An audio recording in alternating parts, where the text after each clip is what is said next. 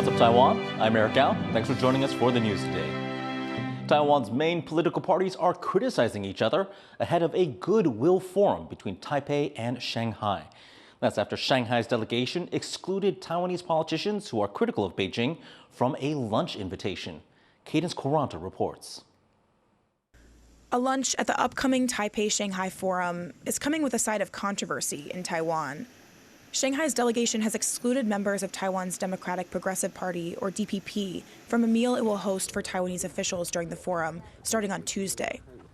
The forum is one of the few remaining cross-strait exchanges between Taiwan and China, and the DPP, which views Taiwan as a sovereign country, a stance opposed by China, has criticized the decision. 这显然就是选择性的邀请。那请问蒋万安所谓的越有争议越要交流，不就是因此而破功吗？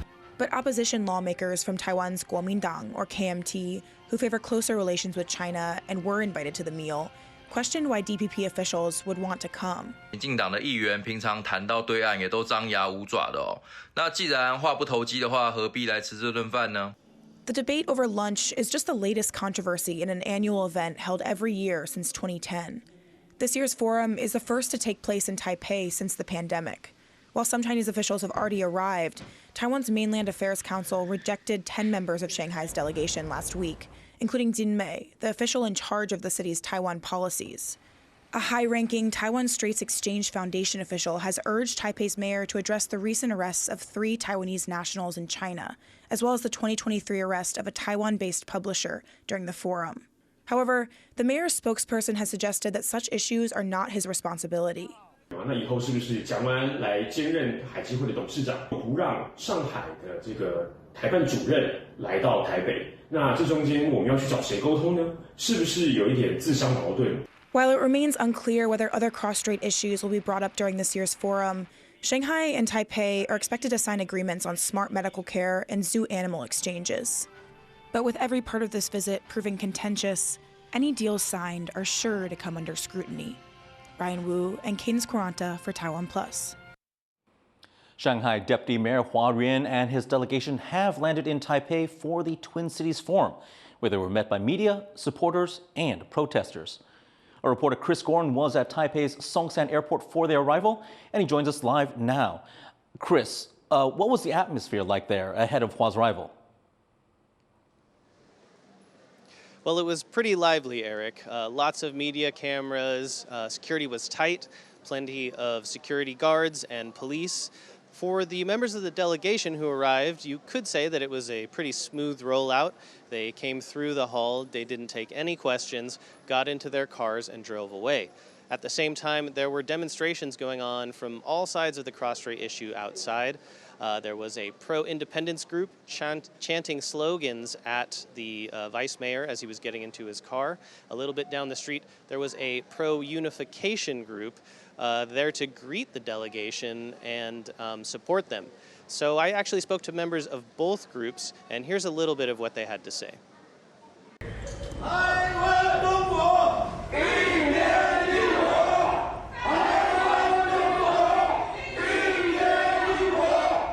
China has always wanted to invade Taiwan, no matter softly or strongly.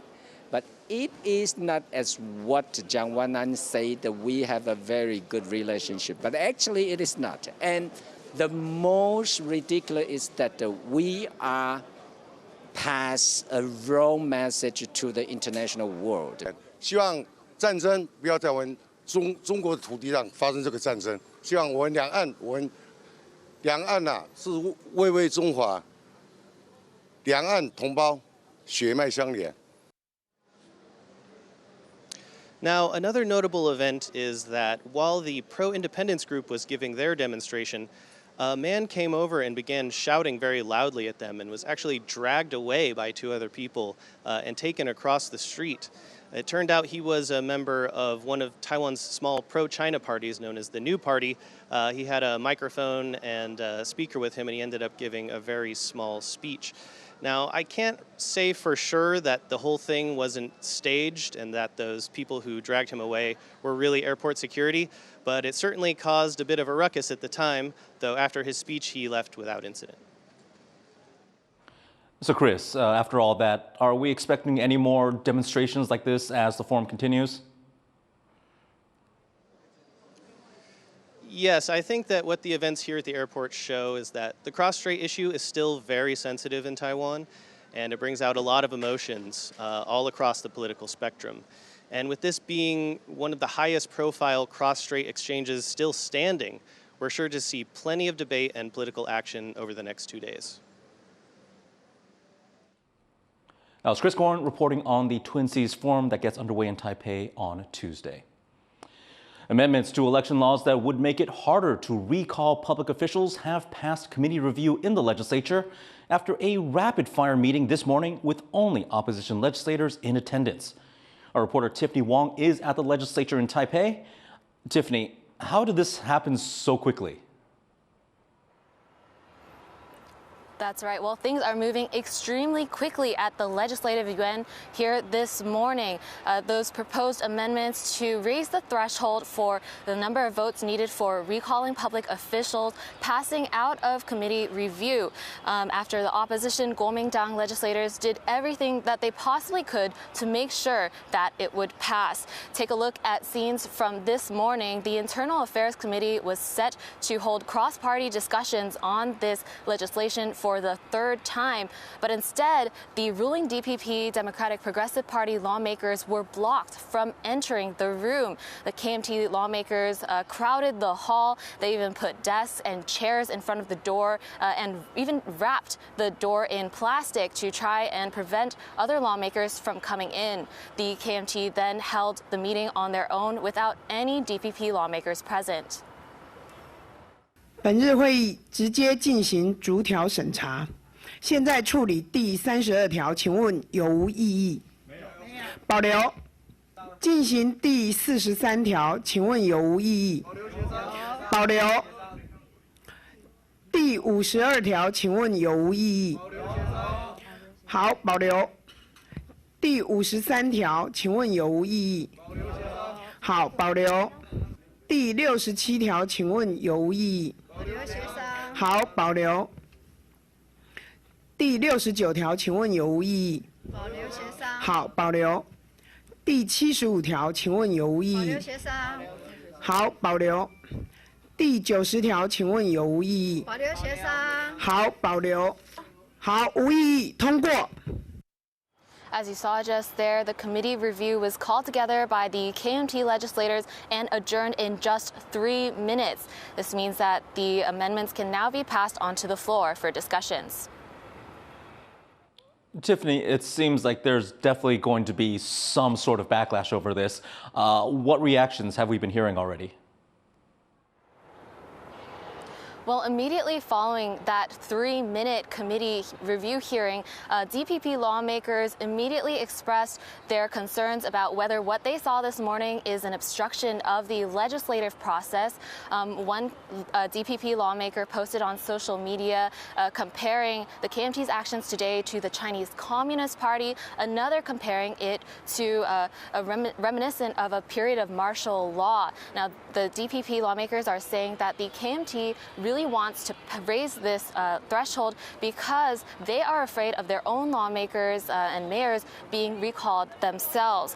But the KMT also held their own press conference saying that the DPP has used tactics like these in the past, and now this amendment will be passed on to the floor for cross-party discussions in the future. But we can be sure to see more clashes between the parties on this. Thanks for that update, Tiffany. That was Tiffany Wong, live at Taiwan's legislature here in Taipei.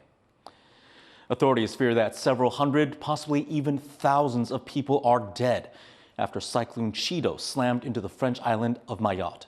The storm has left a trail of destruction, and it's being described as the worst in a century. Rosie Gwininger reports. Residents of Mayotte seek shelter from Cyclone Chido as it made landfall on the French island in the Indian Ocean. The storm hit France's porous overseas territory with winds of 222 kilometres per hour. Being described as the strongest in 90 years, it caused extensive damage. flattening entire towns, cutting power to more than 15,000 homes, tearing roofs off buildings and uprooting trees. C'est le vent, c'est le soufflement du vent et la panique que j'avais, hein, parce que j'ai crié, nous avons besoin d'assistance, C'était des cris, parce que je croyais que ça allait être la fin pour moi, tout ça. The precise death toll of the disaster is unknown, but it's expected to reach several hundred people and may run into the thousands, according to a top local official.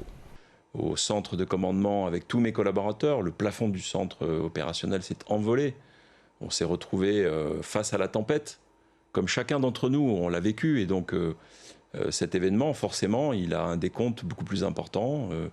Nous essaierons de le faire, voilà, parce qu'il nous appartient, évidemment, de dresser ce bilan.